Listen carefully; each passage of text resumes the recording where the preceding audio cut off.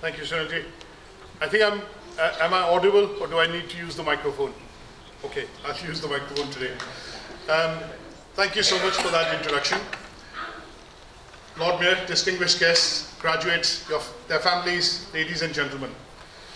It is one of the customary things that a principal of the college has to do, which is to give a short speech on this momentous occasion, which is what we celebrate the achievements of our learners, and you've all worked very hard for it last year.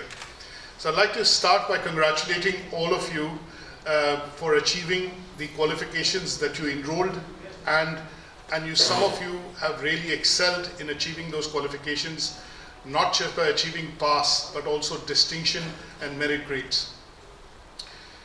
One of the things which all of you have done, and some of you who are present today in terms of the ceremony within the Manchester area, it is a testament which goes to show that the journey has not been easy, and your hard work and perseverance has got you here today, wherein we are celebrating your success through the graduation ceremony event. Now, this is also a time for us to reflect here at UK VERSITY in terms of things that we did well, things that we did very well, and things that we did not do that well. So there are some basic rules or mantras that I would want to share with most of you as small pieces of words of wisdom. And these are things that most of us, when we look at UK VERSITY and staff and employees at UK VERSITY, we basically go by these. And we have been obviously covering and reaching milestones year on year. So some of them are what I would want to share with you. They might resonate with you because some of you might have them as your own success mantras or things that you follow in life. But the idea here is to reassure that when you start your career today, or if you start a new job, or some of you who are going on to higher education, joining a university, then these are things that you would need or maybe require as you go along to be more and further successful. One of the things that I've learned personally in life is that we need to focus on results, not the process. This is a cliched statement which a lot of times you will get to hear, that this is the process, but I think the eye should be on the results. You have all achieved, some of you achieved in 12 months, some of you achieved in 15 months, some of you achieved in 18 months, but the focus has been that you are wanting to achieve and complete the qualification. So always focus on results, keeping in mind the processes, but not the process.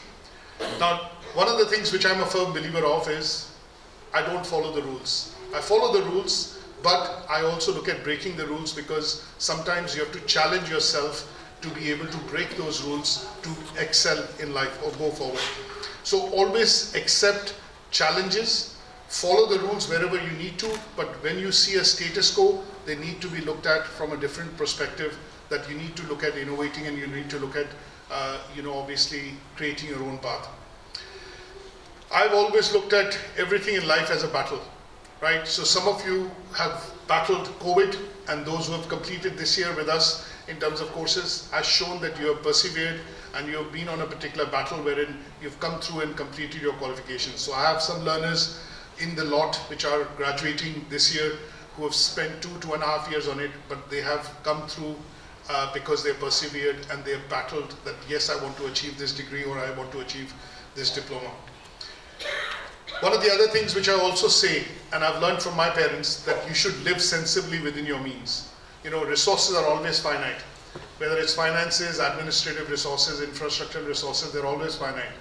So always live within your means, do your best, and wealth would come to you if you're giving your best and you're working hard in life.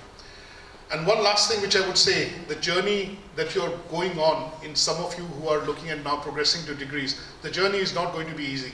You have to be resilient. You have to push yourself, you have to keep fighting. And this is what we do every day. When you see us on the phone calls and we say we are chasing assignments, this has not come, or this is you're falling behind, this is resilience. And I think some of you have really shown that in abundance when you've completed those qualifications. So we need to be resilient, we need to be able to adapt to circumstances, and if you follow some of these principles that we follow internally at UK VERSITY, I don't think you'll be anywhere far away from success. Success will always be with you.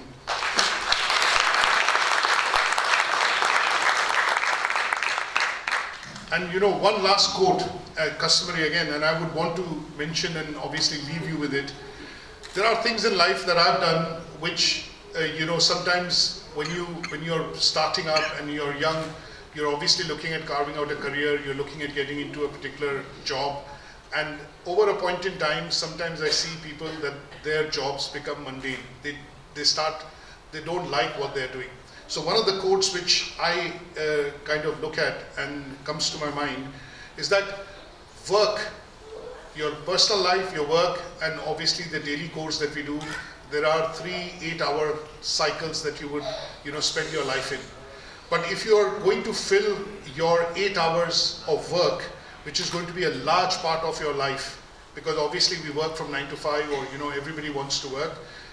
What we need to be able to do is, we need to be finding work which is going to be truly satisfying what I want to do and what resonates with me personally, internally, I'm passionate about. And that is the only way that when you choose that job or that work will make you great and you would love doing what you're doing. So work would then not be work, but work would become a hobby.